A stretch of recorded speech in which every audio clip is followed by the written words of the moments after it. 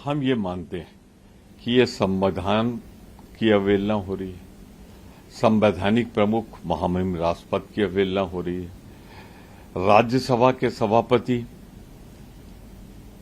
के साथ पूरी राज्यसभा की अवहेलना हो रही है, परंपराओं की अवहेलना हो रही है और भारत के संविधान में अपना नाम आगे रखने के लिए सारी मान्यताओं का अपमान कर रही है भारतीय जनता पार्टी और आदरणीय प्रधानमंत्री जी। अब देखिए, राष्ट्रपति ही संवैधानिक मुखिया होता है। दोनों सदनों के समवेत सदन को वही संबोधित साल के पहली बार करता है। सारे कानून संविधान जो हम बनाते हैं उसके लिए उनकी अनुमति जरूरी होती है।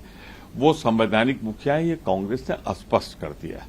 अब रही बात एक और, मैं इसमें जोड़ दूं, शायद वो दलित है, आदिवासी है, महिला है, तो फिर प्रधानमंत्री जी कैसे अजरमर हो, तो इसलिए वो कर रहे हैं, उनकी किनारे कर दिया उनको। दूसरा ये है इनविटेशन कार्ड।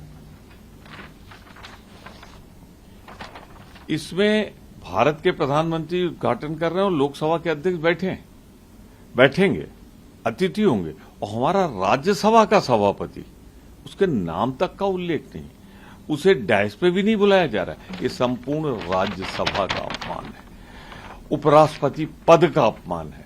मैं सिर्फ इतना कहना चाहता हूं, अगर सबको मिला जुला के बैठ के बात होती तो प्रोटोकॉल में तो हमारे सभापति राज्यसभा के लोकसभा के अध्यक्ष से ऊपर है, उनकी अवहेलना, राष्ट्रपति की अवहेलना क्यों? जो महिला है, दलित हैं, आदिवासी, यही गुनाह है उनका। तो कुल मिलाकर भारतीय जनता पार्टी प्रधानमंत्री की दबाव में सारी परंपराओं को, संविधान को कुचल रही है, इसलिए इन लोगों ने बहिष्कार किया।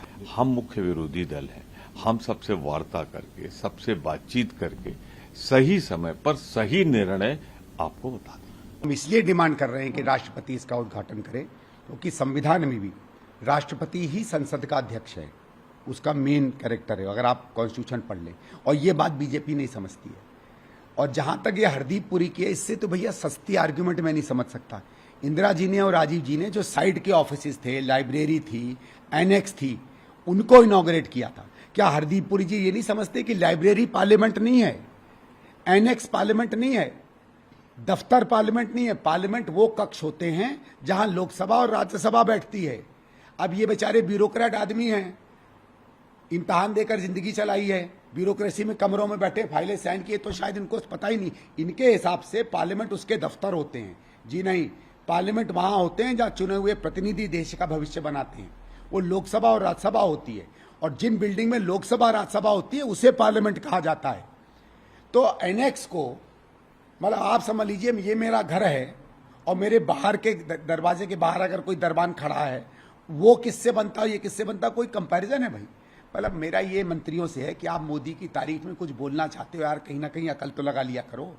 अगर आप लाइब्रेरी को और खाना खाने वाली होटल को और अधिकारियों के बैठने के दफ्तर को पार्लियामेंट बोल सकते हो, तो फिर आपकी परिभाषा पार्लियामेंट की क्या है वो आप ही जानो। हमारी सीनियर लीडरशिप लेगी। मेरा पर्सनल व्यू तो यह है कि राष्ट्रपति की गरिमा को सर्वोपरि रखते हुए, राष्ट्रपति के प्रति सम्मान को सर्वोपरि रखते हुए हमें ऐसे कार्यक्रम में नहीं जाना चाहिए। ये मेरी व्यक्तिगत राय है। विपक्ष की एकता का सबसे प्रबल पक्षधर है। अधिकांश विपक्षी दलों ने 28 तारीख के कार्यक्रम से दूरी बनाने का फैसला किया है।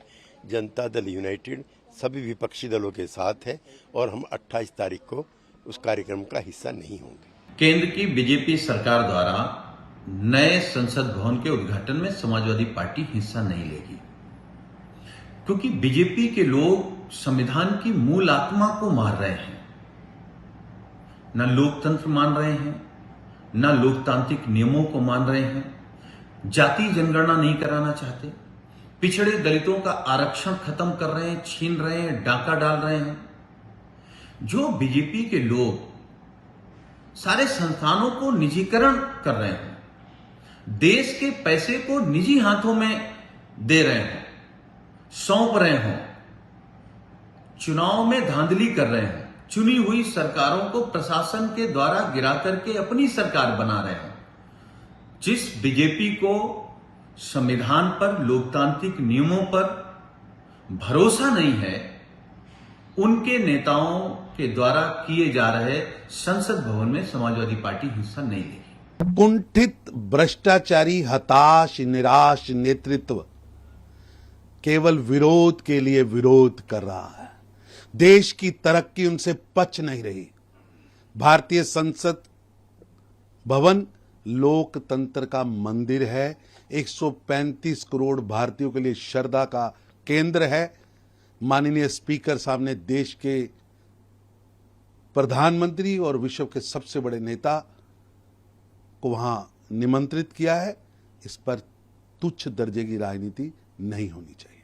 स्पीकर साहब कस्टोडियन ऑफ द पार्लियामेंट होता है। कभी भी स्पीकर साहब ने प्रधानमंत्री जी को इनवाइट किया है और इसके साथ ही साथ पार्लियामेंट प्रीमाइसेस में ही पहले प्रधानमंत्री जो थे उन लोगों ने भी बहुत बिल्डिंग वगैरह उद्घाटन किए है। तो इसीलिए ये ऐसे कारण लेके एक ऐसा अच्छा कार्यक्रम बायकॉट करना ये बिल्कुल ठीक नहीं है। मैं बार बार निवेदन करना चाहता हूं, आप रिकंसिडर करके। नमस्कार, मैं हूं मानक गुप्ता। अगर आपको हमारा ये वीडियो पसंद आया हो तो इसे लाइक और शेयर जरूर करें और हां, हमें सब्सक्राइब और फॉलो करना ना भूलें ताकि आप देश और दुनिया की कोई खबर मिस ना करें। तो जुड़े रहिए हमारे साथ और देखते रहिए News 24।